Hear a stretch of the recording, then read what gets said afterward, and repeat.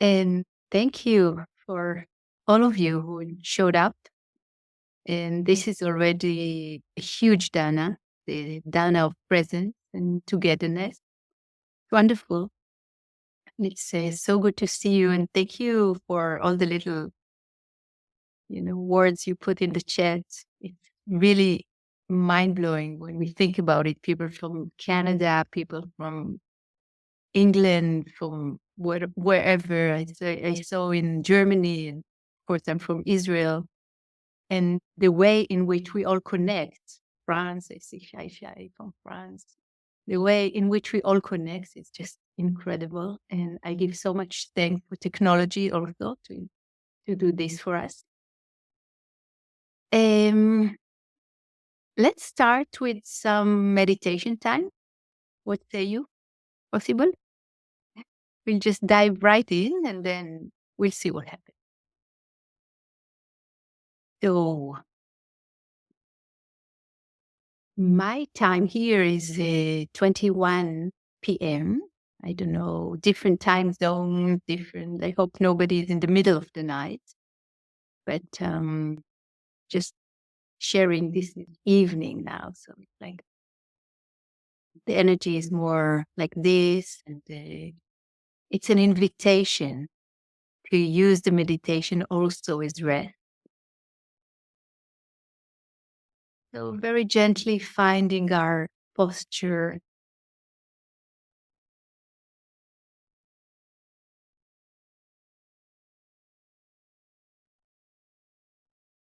letting the eyes close softly, no pressure, just naturally. With the eyes closed, we can sense, feel into our bodies the way in which the hands touch one another, or maybe on the thighs or knees.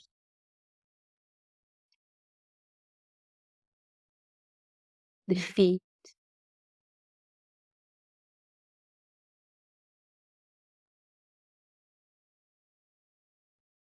the posture of the body that is upright and yet relaxed.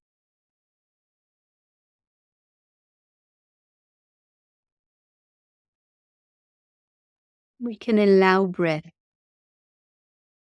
receive breath, instead of focus on the breath as an object. We are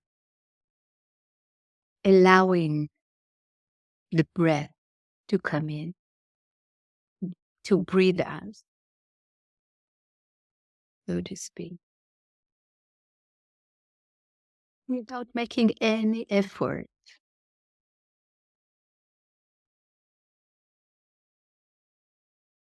Maybe just the slightest intention. Stay present and relaxed. Present and relaxed.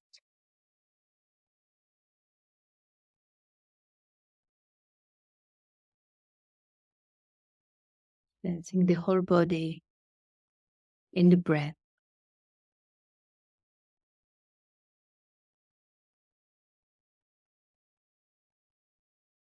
And allowing ourselves to abandon the past and the future. Staying with the now.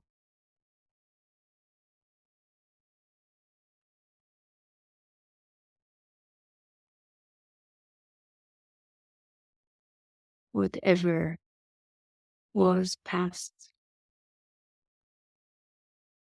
future is a speculation. So resting into the now, here.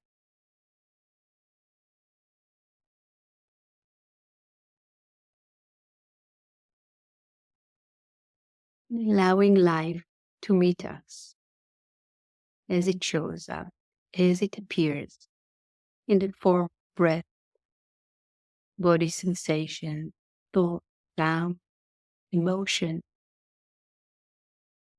smells maybe.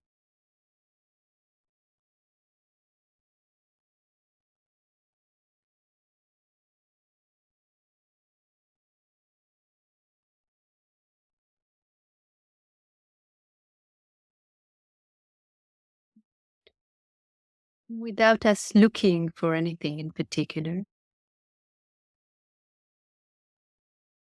allowing life to meet us and be met by us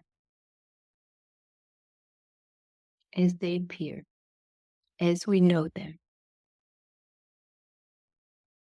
like this.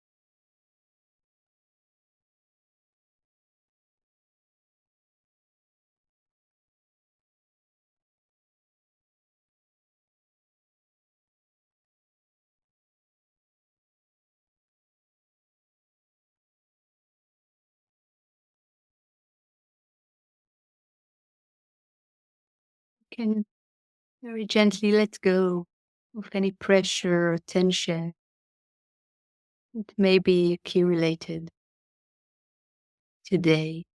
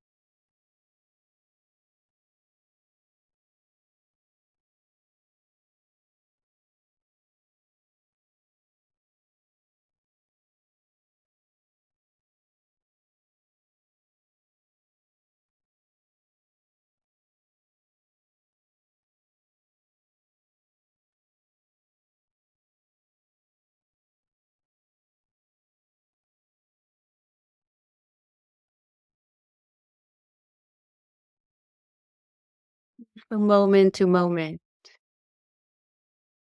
we can remind ourselves of the fullness of presence,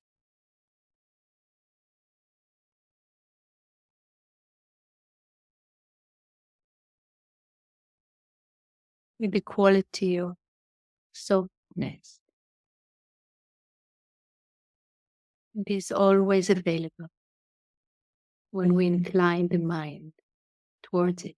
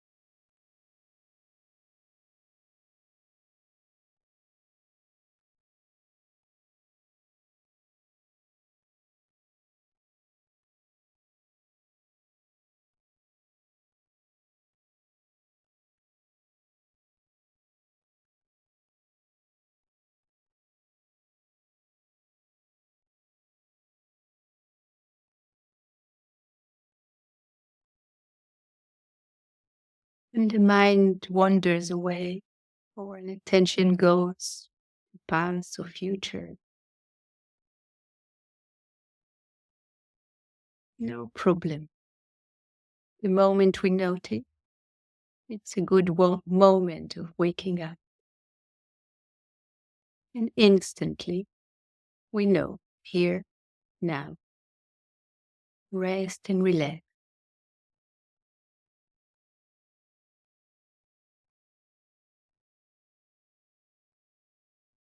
Feel bright and intact.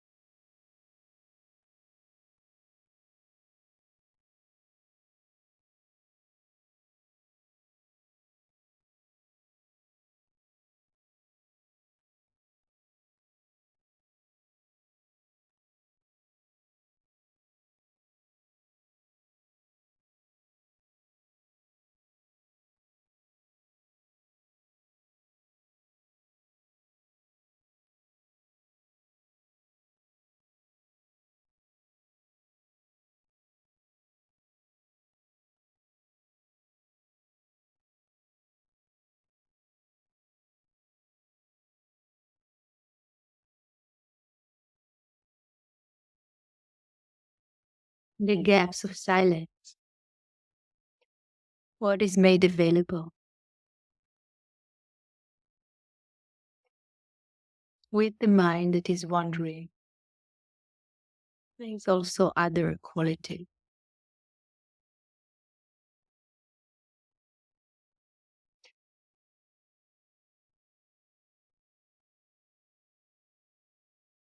Simply letting go,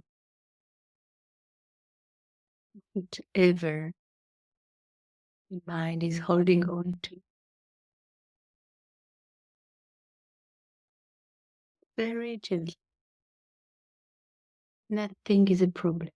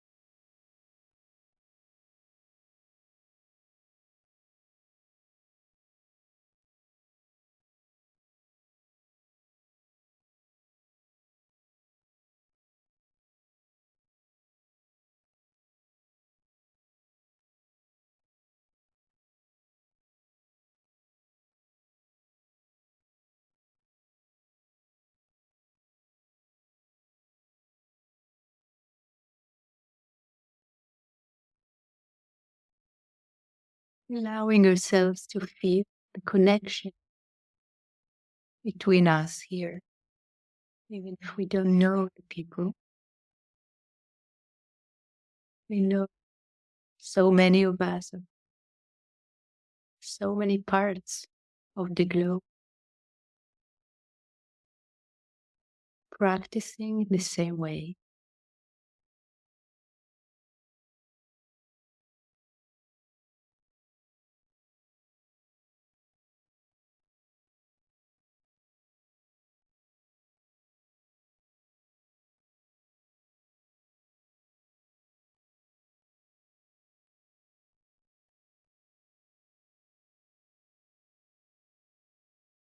Relaxing and letting go.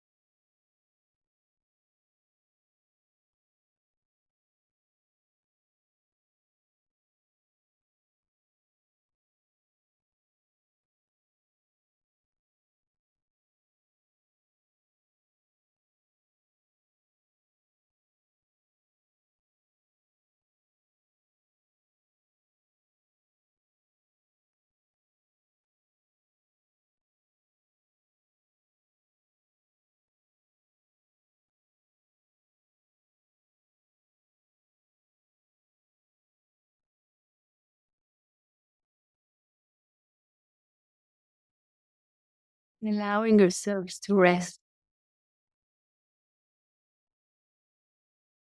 into the now.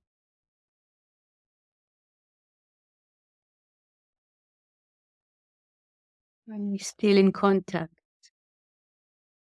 with our bodies, the breath, the stream of emotions or thoughts.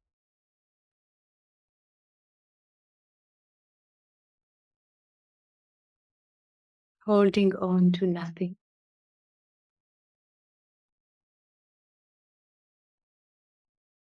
Perhaps blessing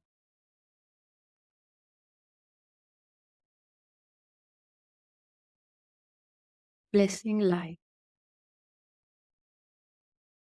as they through us,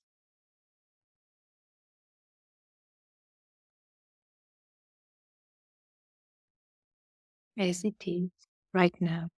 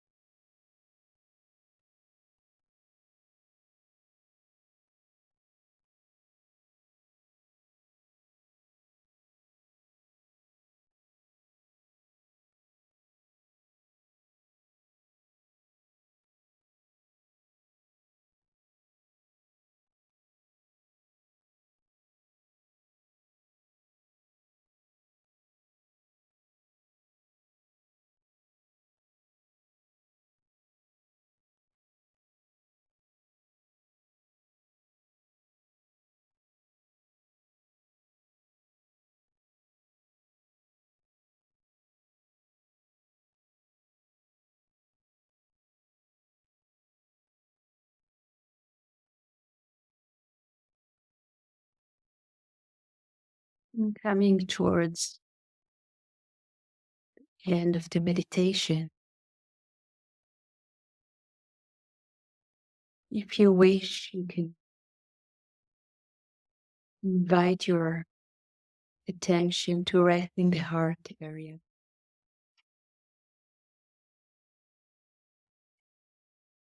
For a few moments, simply softening the place,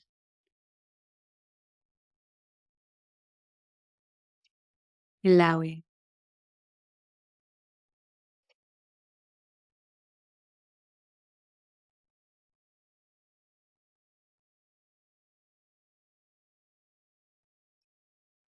maybe sending the wish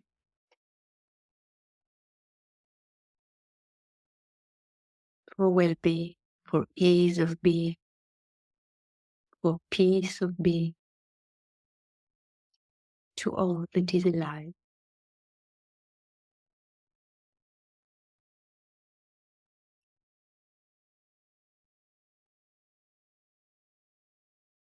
I invite you to listen to the sound of the bell very gently. Allow it to fade before you open the eyes.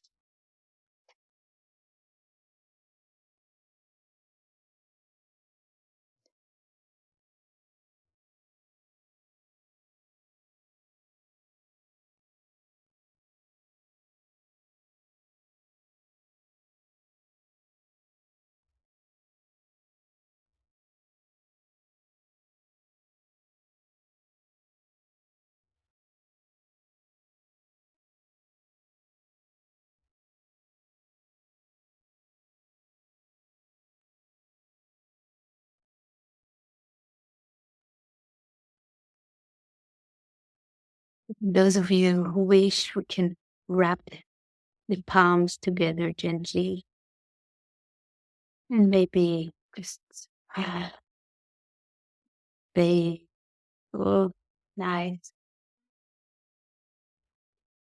sort of marking the being that, okay, a new session is beginning now.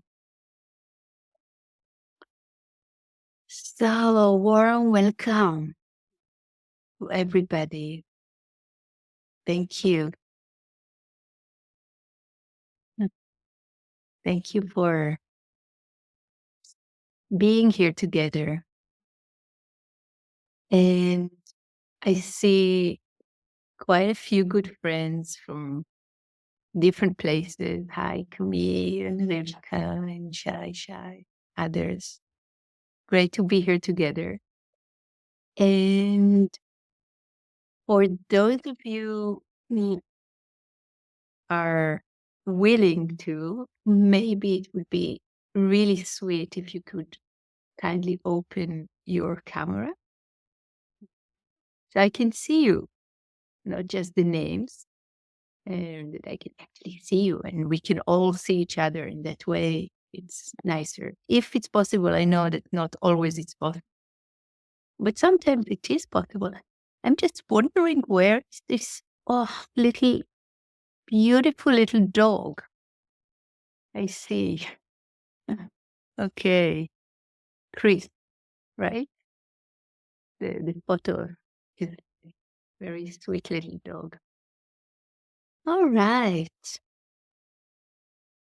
So thank you for that.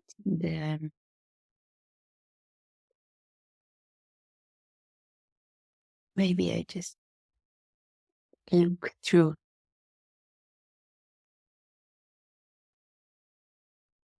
Wow, we have people from Crete, and thank you for writing. It's really nice to feel that global Sangha. Hmm. So I'll actually be with my glasses because, yeah, you're very small. And I want to see you. I would like to offer some words about the path of freedom, the path of integration. Oh, thank you. Great. And I just want to begin by saying that it's a happy day today. It's a day of ceasefire in Israel, Palestine, and it's yeah, we've been waiting for it for a long time. Um, I live in a small village. I have a meditation center here, an eco meditation center, ecology, and it's around, let's say, 30 kilometers from the border with Gaza. So all this year and almost, I don't know how much, 5 months, I've been hearing very strongly the sounds of war. And obviously, all of us have been through a lot of things here.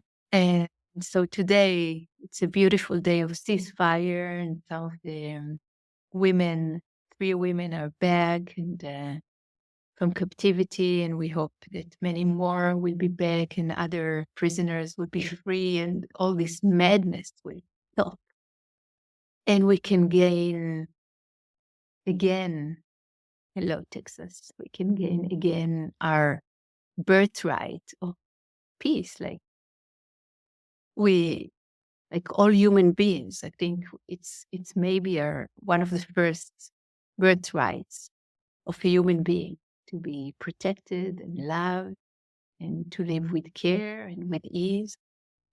And oftentimes, as we all know too well, sadly, it is not the case. It doesn't really matter if we live in a war zone for that matter, because oftentimes the war is inside of us. When the Buddha was giving his teaching, he was using the simile of going against the stream. And obviously, when we go against the stream, it can be, okay, I'm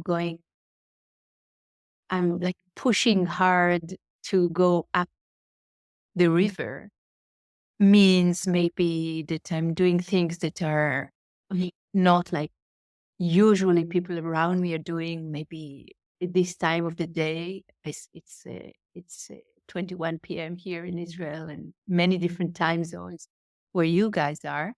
People are not sitting, watching their mind, their breath, their body. They go all around. So it's a lot about moving from a human doing to a human being. And this is already a huge step of going against the stream. But mostly what the Buddha meant by going against the stream is going against the stream of automatic pilot, habit patterns, of habitual patterns that we all have being a human being. And they're pretty similar, these habit patterns of ours. And quite a few of them are actually not in our favor, but we let ourselves carried away by them, or maybe letting ourselves is not such a good choice of words. It goes under our radar many, many times, often. So we don't even know. And lo and behold, sometimes we just find ourselves already really down the stream, not where we wanted to be. So going against the stream might be, first of all, knowing the habit patterns that are not in favor, that are actually not conducive to our well-being, not conducive to our liberation. First of all, the first thing we have to do as human beings is identify. First of all, knowing, recognize them, naming them sometimes even. So this would be the first step. And oftentimes what happens right after that, we acknowledge, we see, okay, I have this, let's say, anger or jealousy or short temper or maybe fear or depression or whatever we as human beings know all too well in our curriculum of being a human being. Oftentimes, when it goes unnoticed, it's really difficult to deal with. When it's noticed, finally, oftentimes the immediate reaction to it, not a response, the reaction to it would be, I don't want it. I want to push it away. I don't want this. And this immediately starts an inner war. Immediately. A part in us rejecting other parts. No good can come out of it. Actually, what we are all invited to do. I have this, somebody just gave me a very beautiful sentence I want to show you. I don't know if you can see it. Can you? Beautifully engraved on a piece of wood. The only way out is in. I would say in and through, but it's too long. The only way out is in.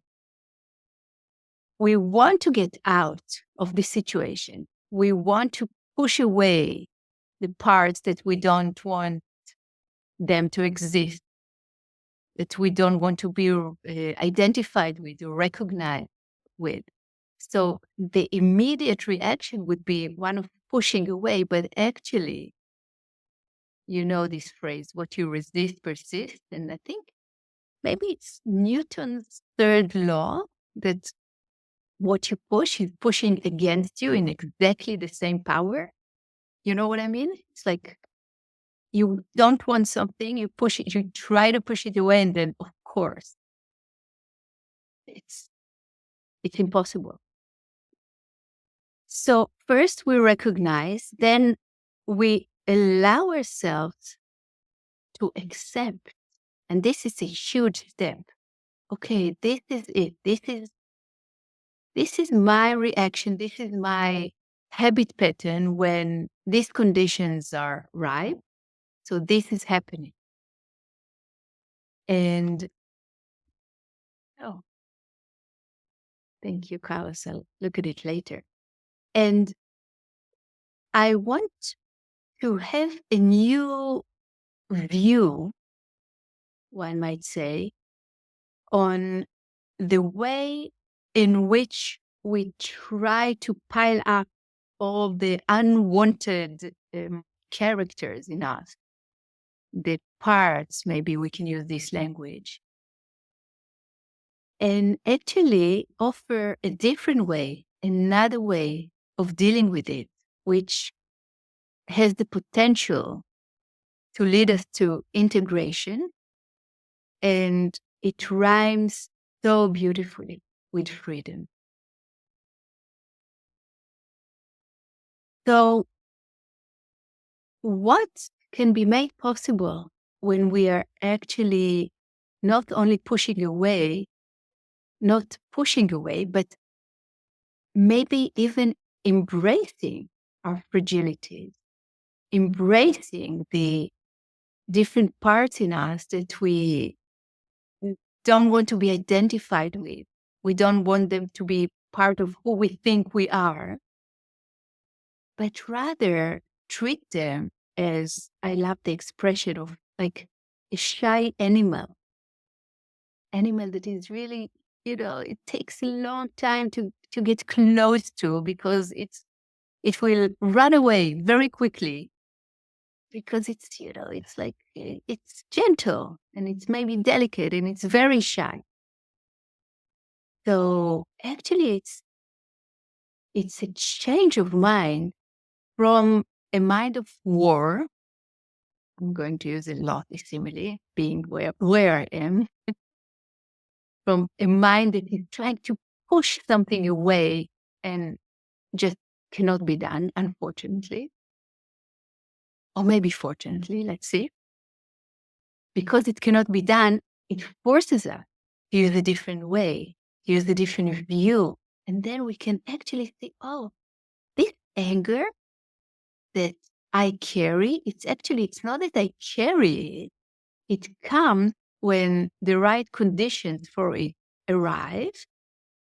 And as much as I try to not have it, it's very strong in me and it comes and it keeps coming. Maybe I can do a different thing here. I can have a different approach here. Maybe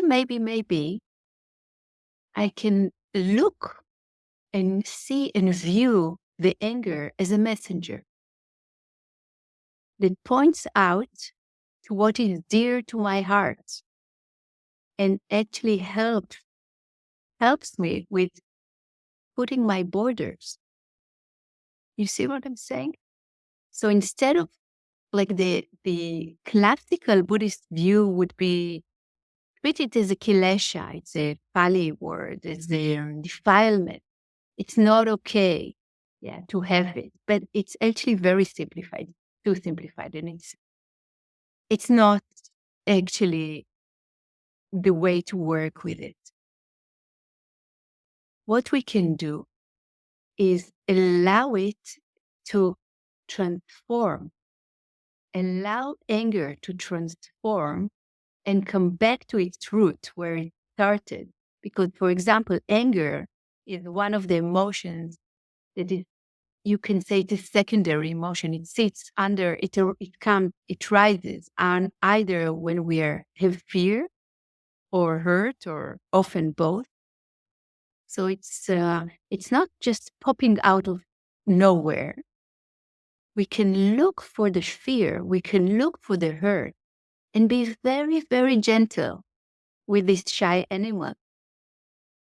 And doing this, walking this path like that, we can finally allow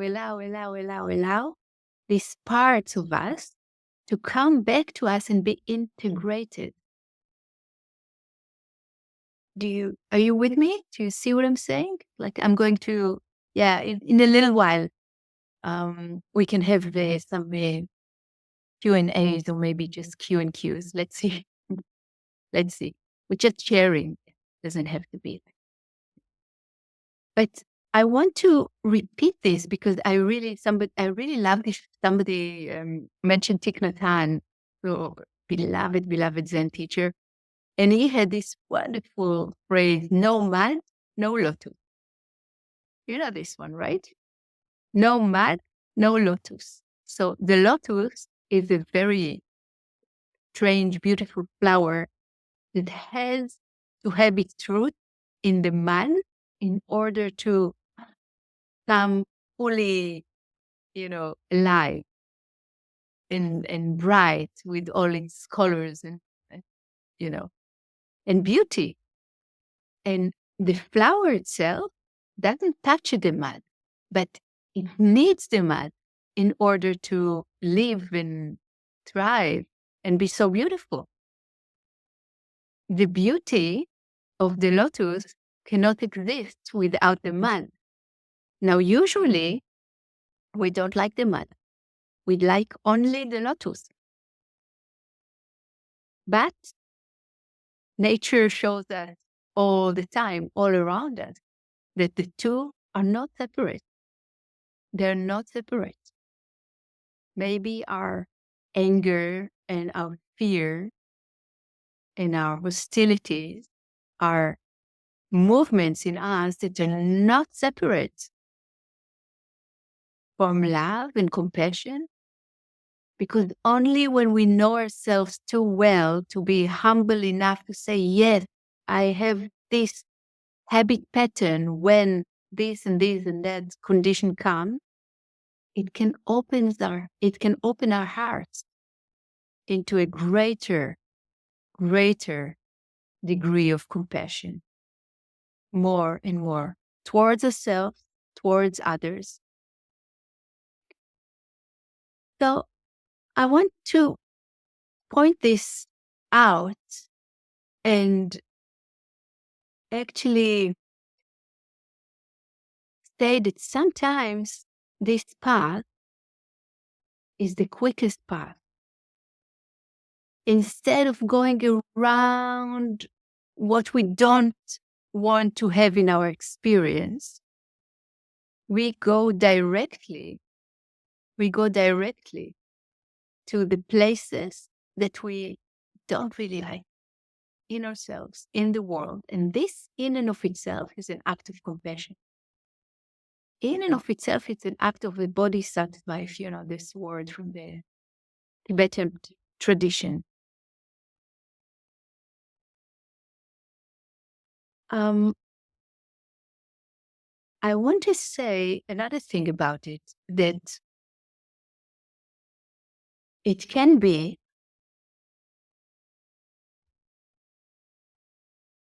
that sometimes, in the Tibetan tradition, there's a beautiful saying or actually practice that is called taking Mara as the path.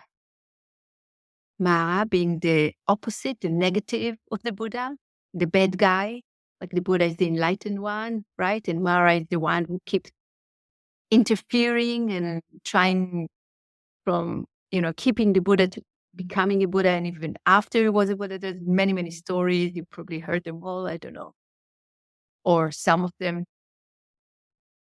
But what if we stop this dualistic attitude of Buddha and Mara, of good and evil, dare I say, Israel and Palestine, West and East, women and men, and see the integration of the lotus and the mud inside of us as well. And taking Mara as the path, meaning meeting with dignity, with courage, with gentleness. These parts of us and also in the world that can teach us so much when we stop resisting to them, when we accept and maybe lend an ear to this very maybe gentle, delicate, feeble voice of these parts inside of us saying, hey, there's some gift here for me. Maybe I should listen. I better lend an ear and listen. What do they say? What is really deep inside that is important to me? That this Mara appeared. And taking Mara as the path is actually accepting, accepting whatever lives inside of us as, as a character, as the habit pattern, as a history, whatever that we don't like or we don't appreciate it. We want it to be different. And we spend so much time and energy trying to push it away. And instead, the shortcut would be, this is what is appearing right now. Can I be friends with it?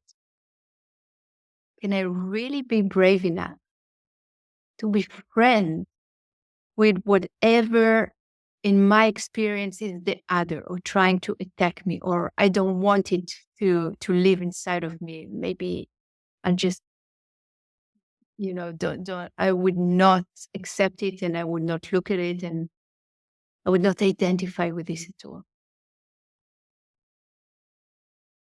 So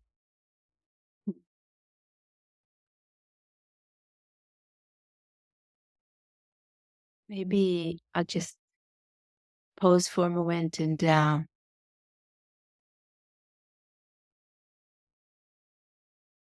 I want to read something from Pema Chodron.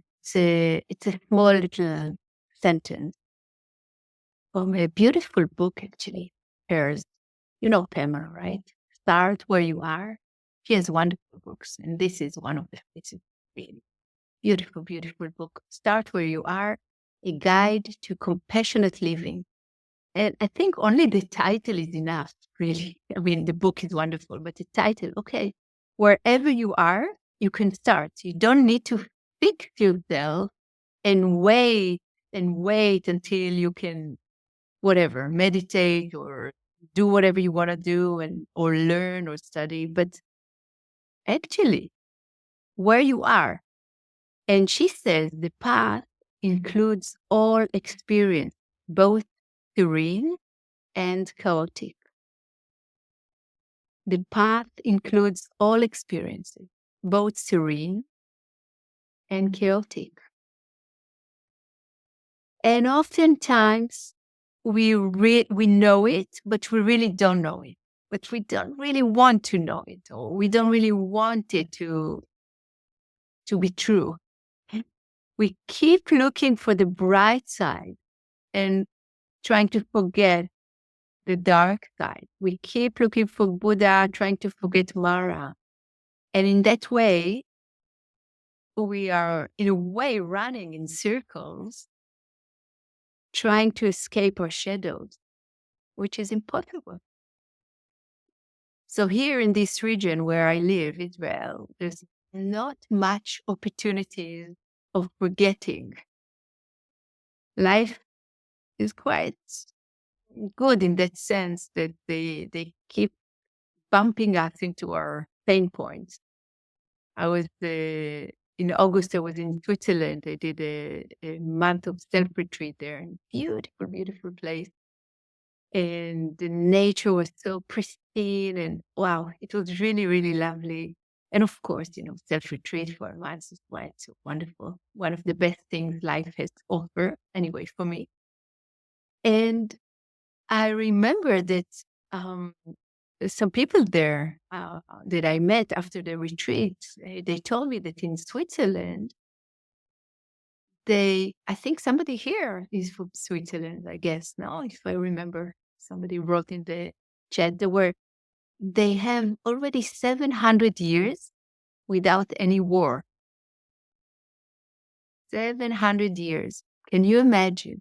Well, maybe you can because you're from there, but in my region, it's really wow. It's something to aspire to. And maybe today is the start of the 700 next year, inshallah, they say in Arabic, but amen. But the state of mind, of having lived for generations and generations without an outer war, can be quite conducive to the state of mind and heart of peace inside. And sometimes it can work the opposite way.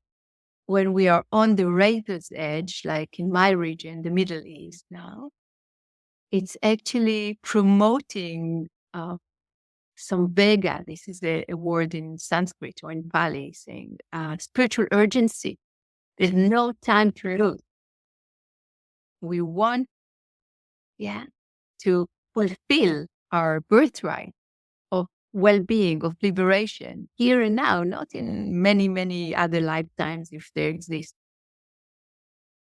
So if either way, if you're from a region that is very peaceful, you can really use this peace and in order to soak yourself in this energy of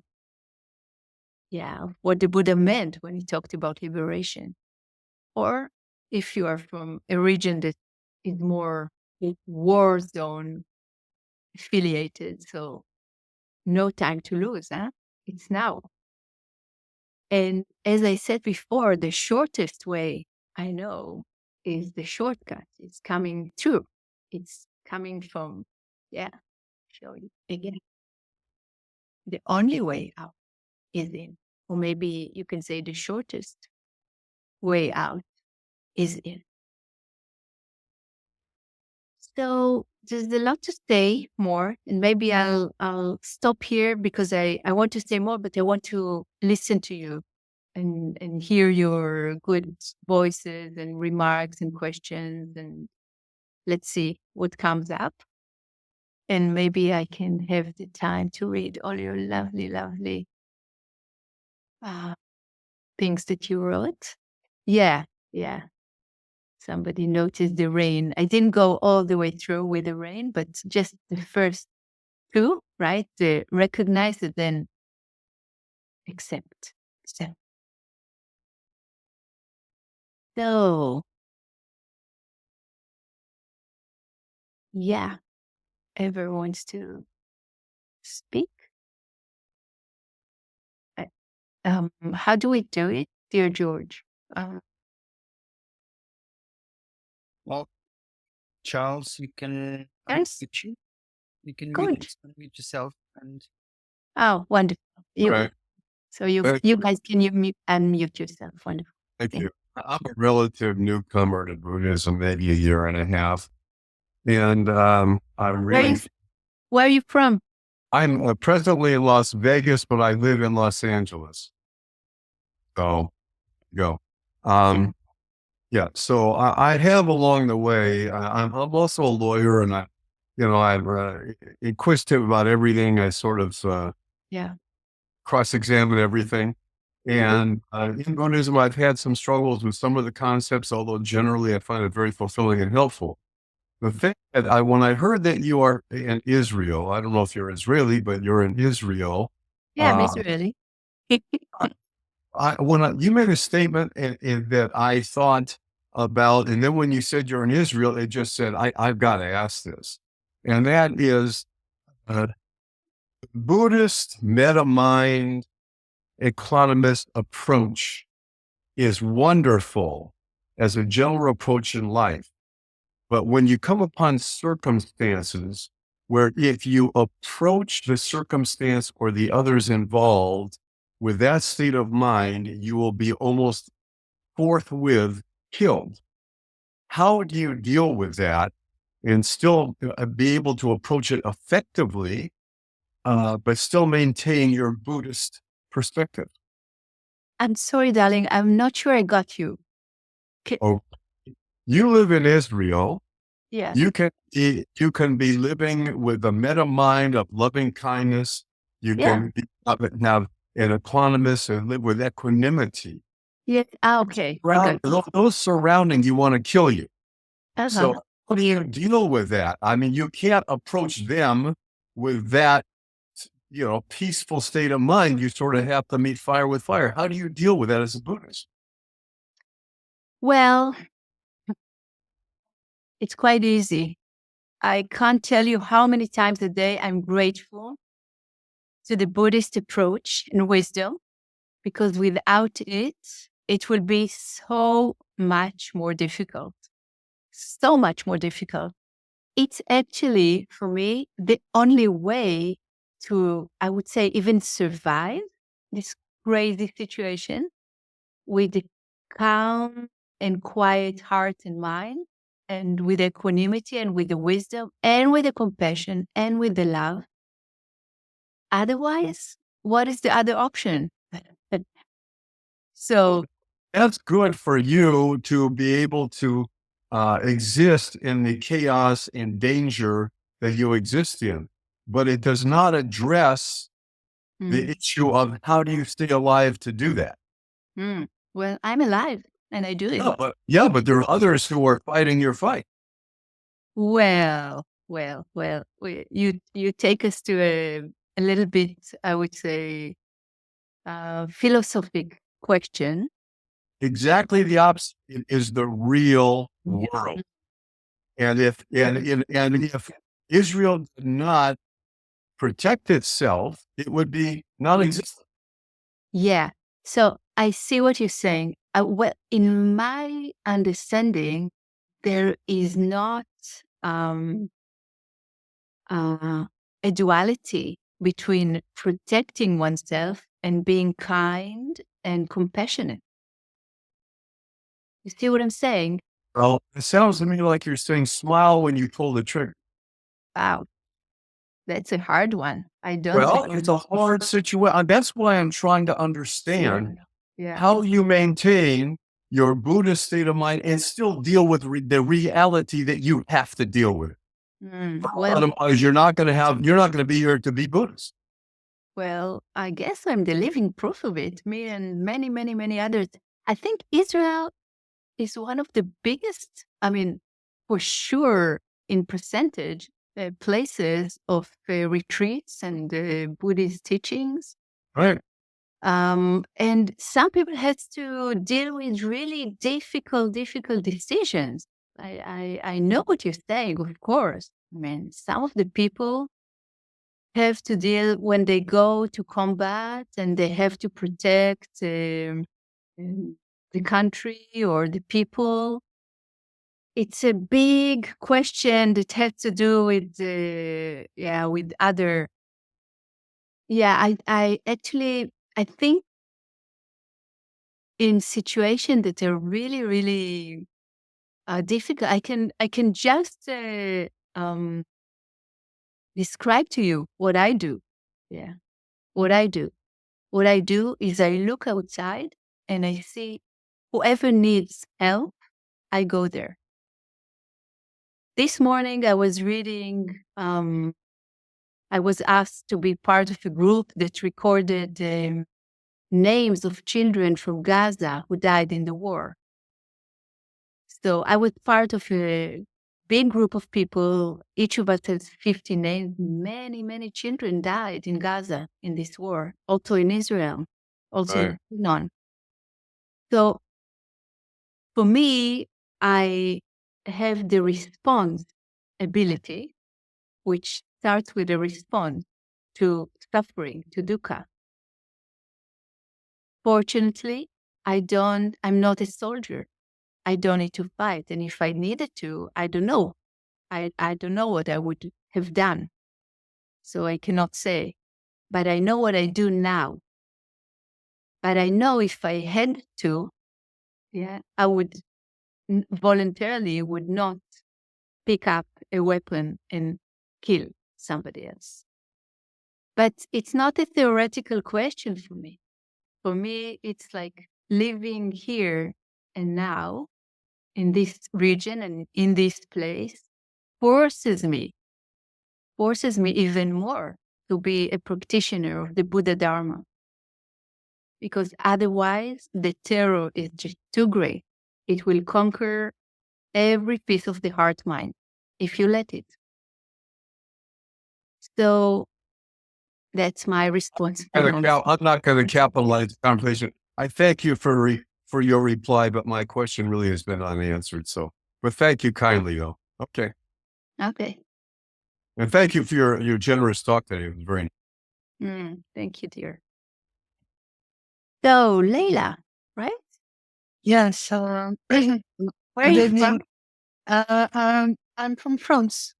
Oh, Thank you very much for your talk, and that was really fulfilling for me. It can sound, kind of simple way, but it's very profound to me. That's how I felt it, and good. it happened today that I noticed I had 2 meetings this morning. I wasn't really um, satisfied with these 2 meetings. Mm. And I noticed while I was walking in the street that I was angry. And I noticed it. I noticed all my body, was, how do you say that, contracted. All my body was contracted. My eyes, I was looking down and not up. Okay, so I noticed that. Okay, I'm angry. And my question is, okay, I'm in this state of mind and I say, okay, I'm angry. Okay, relax and accept it. Okay, you're angry. But the thing is that, I don't know if it's a bet, but the thing is that I will go through a kind of intellectual signification, Okay. Why am I angry? What is it? What is hurting me? What is it so strong? Yeah. And Yeah. I'm wondering if that's the way you're talking about, or if there is another way of accepting these emotions. Wow, my dear. Well, first of all, it's beautiful what you're doing. It's beautiful. It's one of the ways in. You go into an emotion and you start searching what is happening, what is going on.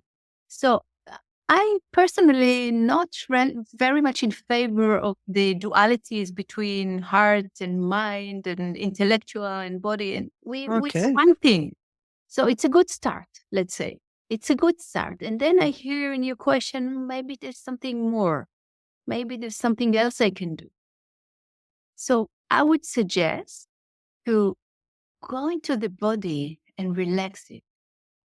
Go into the body and relax it with gentleness and with care. Whatever you're feeling, it's okay. You're allowed to.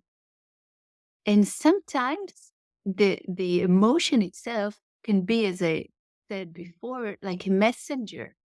It has a message for us. Not always it will be immediate. Not always we will understand or know.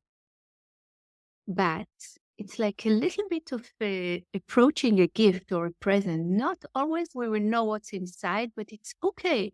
Sometimes it's okay that it stays closed. But the approach that we have towards it, it's really, really important. So it's not so much that you need to get it right. Your curiosity is more important than getting it right. Yeah, the gentleness in which you allow yourself to meet whatever comes in your experience. Okay, now I see I'm tired. Okay, can I be friends with that? Can I not judge myself for being tired? And maybe, as I said, it's like, I love this phrase of being a shy animal. Maybe it will open up by itself at some point for you, and then it will reveal something for you, but very gently, very gently. Okay. Okay, very good. Thank you. Thank you very much. Okay. So who's here? Okay, Michelle? Yeah, we have Michelle. You can unmute yourself. Hi. Thank you so much, Lila. What a beautiful talk. I appreciated it so much. And really I loved what you were saying about, especially what touched me was when you were saying looking at different sides, men and women and East and West, and what can the other side say? And I think that's so helpful to look at. And I also wanted to say, sort of in response to, I think his name was Charles, who asked the question, not that this answers it, but after October 7th, I'm in Canada, and I had some friends who were very active in going to rallies and pro Israel, and just not something that I did, that I wasn't a side that I wanted to take, because at least here in Canada, the sides, if you went to a rally for one, it was automatically against the other side. And that wasn't any position I wanted to take. And I spoke to one of my beloved Dharma teachers about it, and I just said that I feel guilty not being supportive, or I felt unsupportive. But also I wasn't prepared to take that kind of stand. And what she said to me that was so helpful is that activism comes in many forms. And while I may have a friend who is showing support by going to rallies, practicing the Buddha, trying to walk the Bodhisattva path, is another form of activism and support. And that helped me very much move forward with this situation. So as I said, I don't think it answers Charles's question. I know it doesn't, but in relation to sort of what he was saying, I think trying to follow the Buddhist path and behave with compassion and generosity of heart is an active way to deal with what's going on, at least in my perspective. Thank you for sharing that, Michelle. Beautiful. Thank you. Okay, Jane? First, I just want to say thank you. I really enjoyed. I'm the one that wrote that I love rain. And I'm a psychotherapist, so this really resonates with working with people when they are struggling with not suffocating their reactions or their emotions of anger and all. The person before was speaking of anger. And I think what's so important is to learn how to not suffocate or run from the anger, but to sit with it and to embrace it. And that's a hard word. So I will say, be able to come to a place where you can maybe release it. And like you said, tap into what is the constriction in the body that you can release. So the anger gets released. And so the other two parts of rain, which I love, are you not only recognize and acknowledge, but you investigate and then nurture.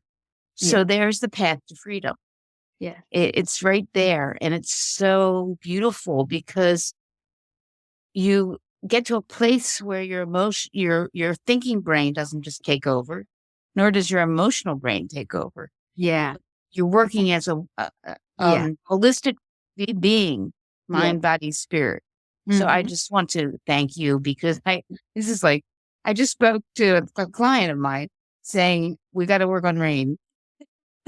Let's try it. And we did. And it was just beautiful how rather than suffocating the emotion or running from it, because we learned growing up that emotions are not okay. So thank you. Really beautiful. Yeah. Stay well. Great. Stay and wishing peace for the world. And the other way that you reminded me of resilience with the people in Ukraine, like you in Israel.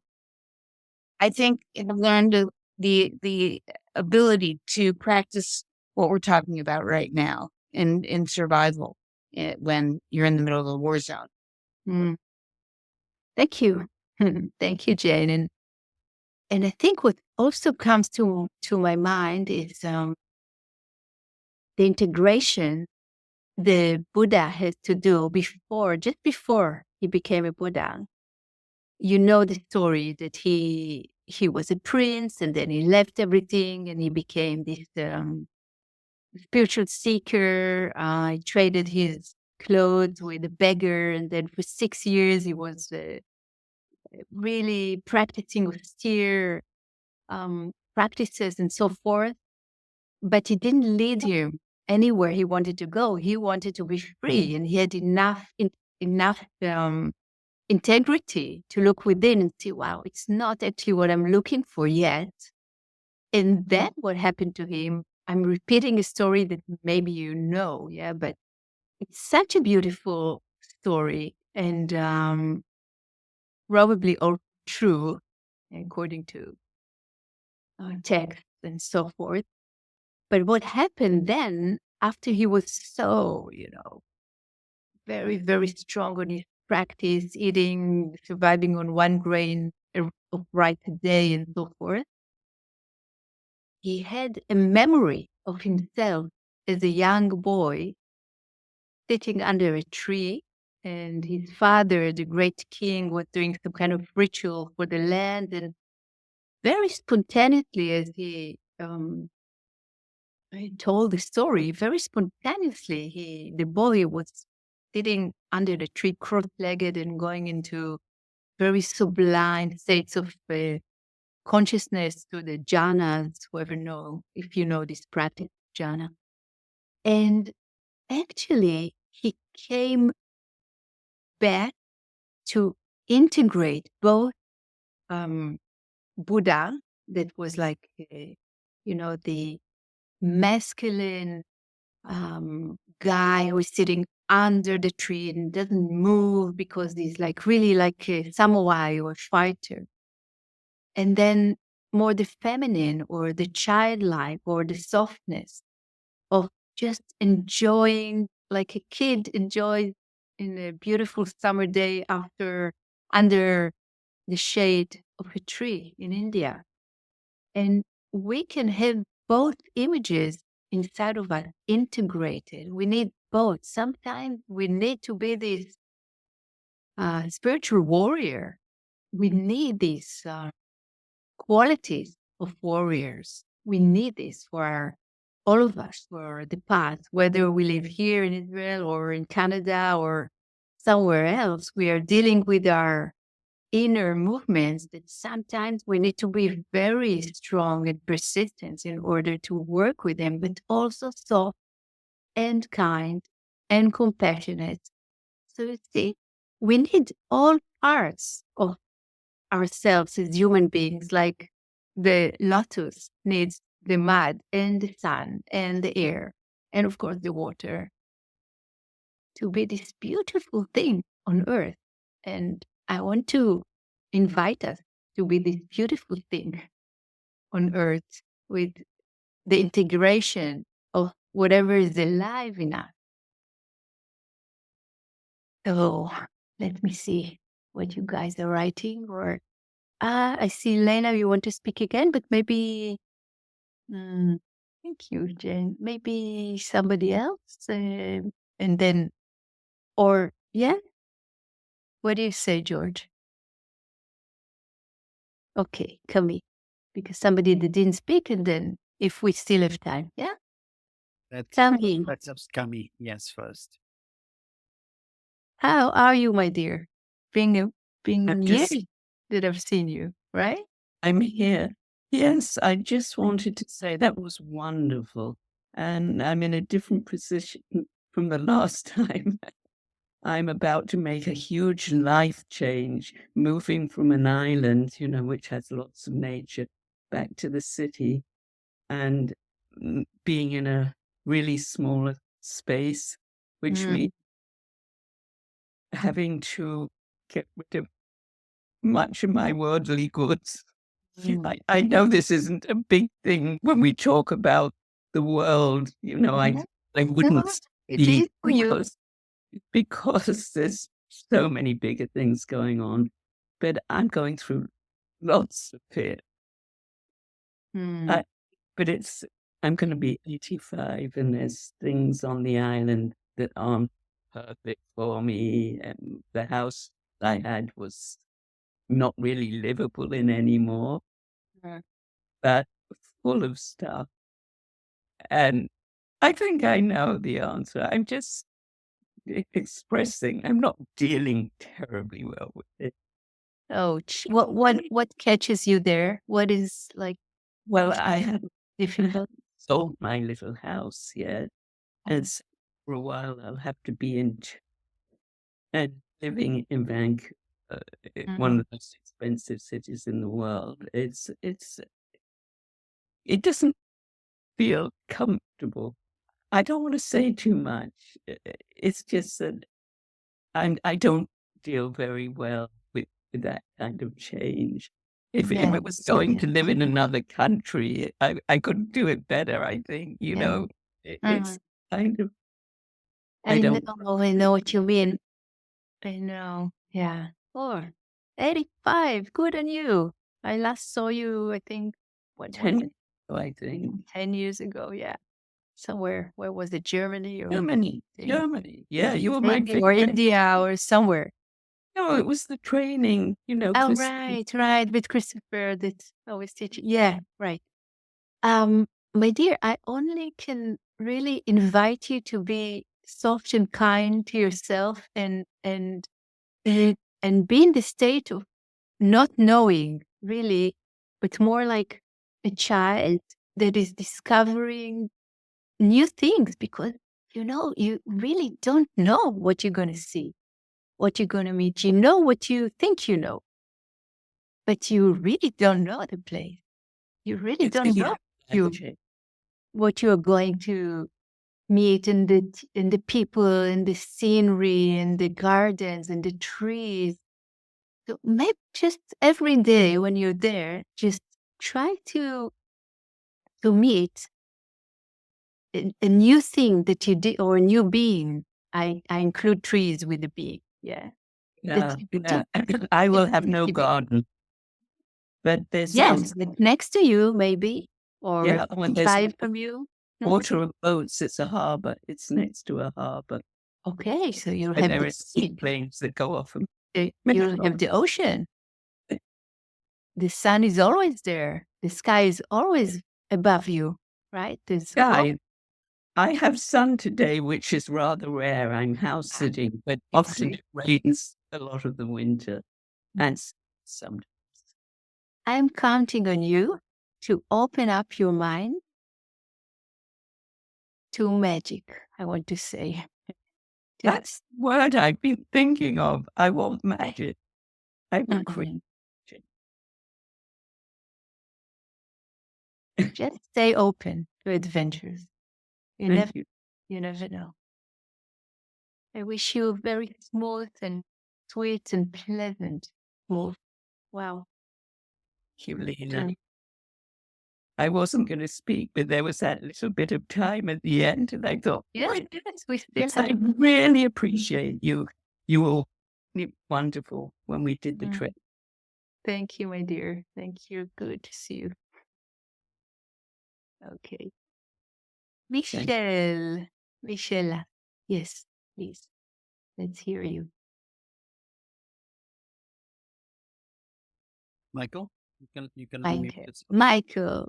I read your name, Michelle, as if you're French or something. I don't know. Where are you from? I'm from England. Okay. So it's Thank you. definitely Michael. Lovely Yes. to talk to you. Well, just in response to the talks tonight, and probably not very eloquently, but I'd like to share a Thich Nhat Hanh quote, which I've shared here before. But I'm a military veteran. I served in the military for 27 years and served in Sierra Leone and Iraq and Afghanistan and some other places. And I turned to Buddhism about sort of 6 years ago now. But I think reference what Charles was saying. I think, I don't think anybody knows how they will react to direct violence against them unless they are in that situation. But, we're all responsible for our own actions. And I've seen firsthand that, actions have consequences. And even with the best intentioned actions, there are still consequences which are often unseen, unthought of, and very unpleasant for everybody involved. So something I found really helpful from Thich Nhat Hanh, if I can share a quote of his, Please. was that veterans are the light at the tip of the candle, illuminating the way for the whole nation. If veterans can achieve awareness, transformation, understanding, and peace, they can share with the rest of society the realities of war, and they can teach us how to make peace with ourselves and each other, so we never have to use violence to resolve conflicts again. And I find that really helpful to me in the way of understanding and my approach. So, for me now as a veteran, but someone that's sort of transitioned into Buddhism and this is, for many years, I thought I was that military man, that, responsible, brave, gung-ho sort of person. But I just view that now as that's just something that I did for a period of time. Yes. It's not who I am. No. And my actions now are about caring for others and compassion. So, I don't want to be involved in things like that anymore. I put it very far behind me because the consequences are never good in my experience. So I will act appropriately and compassionately in the moment, because Yeah. that's the only sensible response and wise response I think there is for me. So I just wanted to share. Thank you for that. Thank you for sharing that. Beautiful. And wow, thank you for this evening. Thank you, Charles, for bringing the question that makes it so much more alive, and for all your responses. And I think we really need to finish, but I just want to say and wrap it up in a moment, and say that I fully agree with you, Michael. We really never know how we're going to respond, better respond and react, but we don't know. But what we know is when we cultivate the heart mind, our responses are going to be much more towards compassion and kindness and wisdom. And it's really hard to take one moment out of all the moments that preceded it, and just look at that moment. It won't be right to do. We see it as a process. We see that we are cultivating our heart mind to the benefit of oneself and others. And hopefully the madness of war will be completely eradicated from the face of the earth. This is my deep, deep wish. And until it will happen, this is what we do. We practice together. We study together. We ask questions. We rub against the edge inwardly, within the Sangha. And it's a wonderful, wonderful thing to do. And it's a gift to oneself and to the others. So I want to thank all of you. I'm sorry, Lila, we don't have time for next time. And thank you so much for everybody, for your kind presence, and also for your donation. And thank you so much, George, for holding the space and this beautiful platform of Sangha Live, my good friend Martin created. And it's so lovely to see so many of you from all the corners of this round world, if we can call them corners. So again, much, much thank you for sharing this evening together. For me, it's an evening. And I wish you all the best, and may our path cross again rather sooner than later. Stay well, stay safe. Much love.